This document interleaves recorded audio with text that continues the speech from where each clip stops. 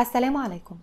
نظرا للظروف الاقتصادية المنتعشة التي تمر بها البلاد وزيادة المرتبات ونزول الأسعار، فأنا من النهاردة قررت أعمل سلسلة فيديوهات لوصفات اقتصادية عشان نقدر نكنس فلوسنا ونبقى من أصحاب الأملاك ونحوش ونكوش في الحصالات.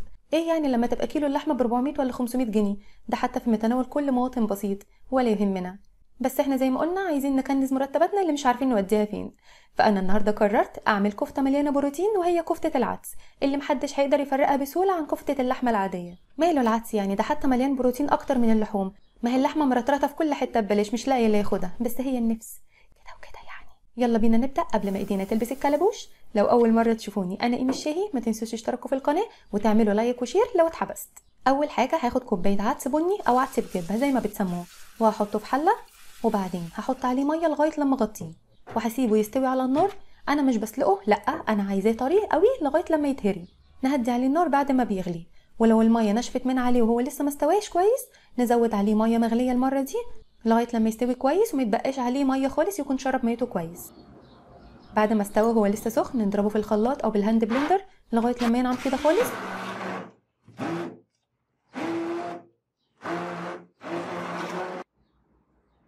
وبعدين هفضيه في طبق وهبشر عليه بصله وفص ثوم كبير. نلبس بقى النضاره علشان الحساسيه ما تبقاش حساسيه ومصاريف يعني.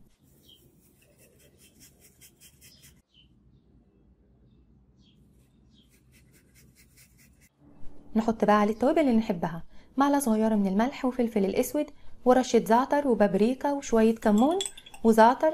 زعتر ايه؟ ما انا قلته خلاص، هي مره واحده بس. وشويه من بهارات اللحمه، وبعدين هحط عليهم بيضه وهقلبهم كويس قوي. ممكن تستغنوا عن البيض لو حابين، بس هو بيطريها وبيخليها الكفته هشه جدا قوي من جوه، وكمان بيزود البروتين مع العدس علشان ناكل بروتين ونلعب في التين. بعد كده هحط عليه شويه بقسماط مطحون واعجنهم كويس. بزود شويه شويه لغايه لما بتتماسك، ما نزودش كتير علشان ما تنشفش مننا، وفي نفس الوقت ما ينفعش نستغنى عن البقسماط علشان ما تفكش مننا واحنا بنسويها. نجرب كده نشكل واحده، لقينا بتتشكل كويس يبقى خلاص ما نزودش تاني. نحط بقى طبق جنبنا واحنا بنشكل يكون فيه ميه، نبل ايدينا كل ما نيجي نشكل واحده، نبل ايدينا علشان تتشكل معانا بسهوله وعلشان ما تلزقش في ايدينا.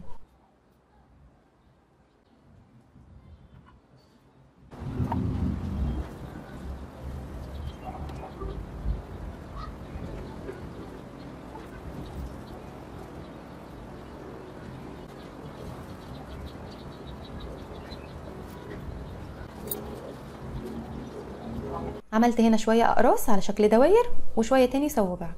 نجيب بقى طاسه ونسخنها ونحط فيها شويه زيت، مش كتير يعني، لو طاسه كبيره زي ديت نحط ربع كوبايه او نص علشان الزيت غالي. قصدي يعني علشان درجه الاستهلاك لازم يكون الزيت سخن شويه مش قوي، علشان لو الزيت بارد هتفك مننا اول ما تنزل في الزيت، ولو سخن قوي هتتحمر بسرعه.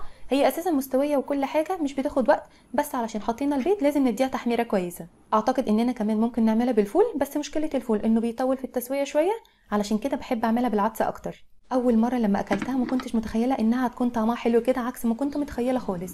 عايزين بقى نعمل منها كتير الفتره الجايه، اللي هيدوقها مش هيقدر يخمن ابدا، وخصوصا الاطفال. لو عملناها مع مكرونه او سندوتشات وعليها شويه كاتشب ومايونيز هيتاكدوا انها كفته اصليه. كل حد ادوقها له يقول لي الله كفته ايه ديت، وانا في سري اقعد اضحك انهم ما عرفوش، لان طعم العدس اساسا مش باين. وزي ما انتم شايفين كوبايه العدس عملت كميه كبيره قوي، ممكن كمان تعملوا منها كميه وتخزنوها وتطلعوها على القلي على طول. يلا بقى جربوها وقولوا لي رايكم لو حابين نعمل وصفات من دي كتير الفتره الجايه، سواء اكلات او حلويات. واشوفكم ان شاء الله على خير الفيديو الجاي، وباي باي.